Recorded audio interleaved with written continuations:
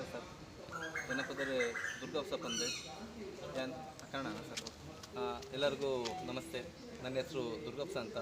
2024ರ ಲೋಕಸಭೆ ಚುನಾವಣೆಯಲ್ಲಿ KSP ಕರುನಾಡ ಸೇವಕರ ಪಕ್ಷದಿಂದ ನಾನು ಸ್ಪರ್ಧೆ ಮಾಡ್ತಿದ್ದೇನೆ.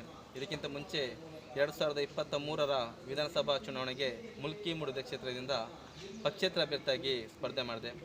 ಯಾರ ಬೆಂಬಲವಿಲ್ಲದೆ, ಯಾರ ಸಪೋರ್ಟ್ ಇಲ್ಲದೆ ಏಕಾಂಗಿಯಾಗಿ ಹೋರಾಟ ಮಾಡಿ ಪ್ರತಿ ಮನೆಗೂ ಒಂದು 3 ದಿನ ಮಾತ್ರ ನನಗೆ ಲಾಸ್ಟ್ ಟೈಮ್ ಪ್ರಚಾರ ಮಾಡೋಕ್ಕೆ ಅವಕಾಶ ಸಿಕ್ತು. ಅಂದರೆ ಏಜೆಂಟ್ ಇರಲಿಲ್ಲ, ನಾನೇ ಮೀಟಿಂಗ್ ಅಟೆಂಡ್ ಮಾಡಬೇಕು, ಪ್ರಚಾರ ಮಾಡಬೇಕು. ಈ ಕಾರಣದಿಂದ ಖಾಲಿ 3 ದಿನ ಪ್ರಚಾರ ಮಾಡಿ 324 ಮತವನ್ನು ಪಡೆದಿದ್ದೇನೆ.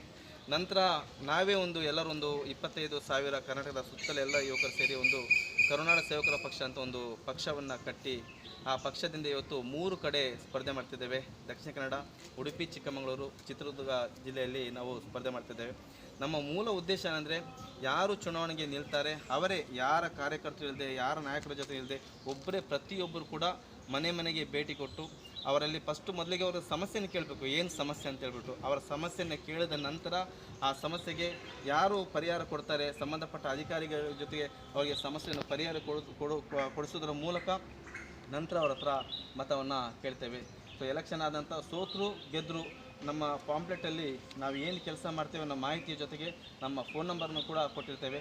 ನಾವು ಸೋತರು ಗೆದ್ದರು, ಸೋಲು ಗೆಲುವು ಮುಖ್ಯವಲ್ಲ, ಜನರ ಸೇವೆ ಮುಖ್ಯ ಅಂತ ಹೇಳ್ಬಿಟ್ಟು ನಮ್ಮ ಫೋನ್ ನಂಬರ್ ಇದೆ. ನಿಮ್ಮ ಸಮಸ್ಯೆಯನ್ನು ಕೇಳಿರ್ತೀವಿ. ಎಲೆಕ್ಷನ್ ಆದ ನಂತರ ನೀವು ಫೋನ್ ಮಾಡಿ ಒಂದು ಸಮಯ ನಿಗದಿ ಮಾಡಿ ನಿಮ್ಮ ಕೆಲಸಗಳನ್ನು ಮಾಡಿಕೊಡ್ತೇವೆ ಅನ್ನೋ ಒಂದು ಭರವಸೆಯನ್ನು ನೀಡುವುದರ ಮೂಲಕ ಇವತ್ತು ದಕ್ಷಿಣ ಕನ್ನಡ ಜಿಲ್ಲಾದ್ಯಂತ ಒಬ್ಬನೇ ಏಕಾಂಗಿಯಾಗಿ ಪ್ರಚಾರ ಮಾಡಿ ಮನೆಗೆ ಹೋಗಿ ಮತವನ್ನು ಕೇಳ್ತಿದ್ದೇನೆ. ಉತ್ತಮವಾದಂಥ ಒಂದು ಸ್ಪಂದನೆ ಕೂಡ ಜನರಿಂದ ಸಿಗ್ತಿದೆ. ಕೆಲವು ಜನರು ನಿಮ್ಮಂಥವ್ರು ಬೇಕು ಸರ್, ಈ ರೀತಿ ಒಬ್ಬರೇ ಬರಬೇಕು, ಇಂಥ ಬರ್ತಿದ್ರಲ್ಲ, ಖಂಡಿತವಾಗಿಯೂ ನಿಮ್ಮಂಥವ್ರಿಗೆ ಗೆಲುವು ಸಿಗಬೇಕು. ಗೆಲುವು ಅಷ್ಟು ಸುಲಭ ಅಲ್ಲ. ಆದರೆ ನಿಮ್ಮ ಪ್ರಯತ್ನಕ್ಕೆ ಇವತ್ತಲ್ಲ ನಾಳೆ ಜನರು ಖಂಡಿತ ಈ ಪ್ರಯತ್ನವನ್ನು ಗುರುತಿಸಿ ಒಂದಲ್ಲ ಒಂದು ದಿನ ನಿಮ್ಮ ಕೈ ಹಿಡಿತಾರೆ ಅನ್ನೋ ಒಂದು ಭರವಸೆಯನ್ನು ಜನರು ಕೂಡ ನೀಡ್ತಿದ್ದಾರೆ. ಅದೇ ರೀತಿ ನೋಡಿ, ಇಷ್ಟೊಂದು ಬಿಸಿಲು, ಈ ಬಿಸಿಲಿಗೆ ಸೆಕೆ ಆಗಬೇಕು, ಆದರೆ ನನ್ನ ಬಟ್ಟೆ ಒದ್ದೆ ಆಗಿದೆ, ನನಗೆ ಚಳಿ ಆಗ್ತಿದೆ. ಯಾಕೆ ಚಳಿ ಆಗ್ತದೆ? ಅಷ್ಟು ಒದ್ದೆ ಆಗಿದೆ. ಆ ಒದ್ದೆಯಿಂದ ಸೆಕೆ ಆಗೋ ಬದಲು ಚಳಿ ಆಗ್ತಿದೆ. ಅಷ್ಟು ಓಡಾಡ್ತಿದ್ದೀವಿ ಅನ್ನೋದು ಅರ್ಥ. ಇದಕ್ಕೆಲ್ಲ ಕಾರಣ ರಾಜಕೀಯದಲ್ಲಿ ಒಬ್ಬ ಸಾಮಾನ್ಯ ವ್ಯಕ್ತಿಗೂ ಕೂಡ ಒಂದು ಅವಕಾಶ ಸಿಗಬೇಕು. ಬಡವರಿಗೂ ಕೂಡ ಸಂಸತ್ಗಾಗಿರ್ಬೋದು, ವಿಧಾನಸಭೆಗಾಗಿರ್ಬೋದು ಹೋಗುವಂಥ ಒಂದು ಅವಕಾಶವನ್ನು ಜನರು ಕಲ್ಪಿಸಿಕೊಡ್ಬೇಕು ಅನ್ನೋ ಉದ್ದೇಶದಿಂದಲೇ ನಮ್ಮ ಈ ಹೋರಾಟ. ಮತ್ತು ಉತ್ತಮವಾದಂಥ ಅಭಿವೃದ್ಧಿ ಆಗಬೇಕು. ಸಾಮಾನ್ಯ ಜನರಿಗೂ ಕೂಡ ಎಲ್ಲ ಸವಲತ್ತುಗಳು ಸಿಗಬೇಕು. ರಾಜ್ಯದಲ್ಲಿ ಒಬ್ಬ ಹಿಂದುಳಿದ ವ್ಯಕ್ತಿಗೂ ಯಾರು ಇರಬಾರ್ದು. ಪ್ರತಿಯೊಬ್ಬ ಕಟ್ಟಕಡೆಯ ವ್ಯಕ್ತಿಗೂ ಕೂಡ ರಾಜಕೀಯವಾದಂಥ ಎಲ್ಲ ಸವಲತ್ತುಗಳು ಸಿಗಬೇಕು ಅನ್ನೋದೇ ನಮ್ಮ ಉದ್ದೇಶ ಆಗಿದೆ ಸರ್. Thank you sir.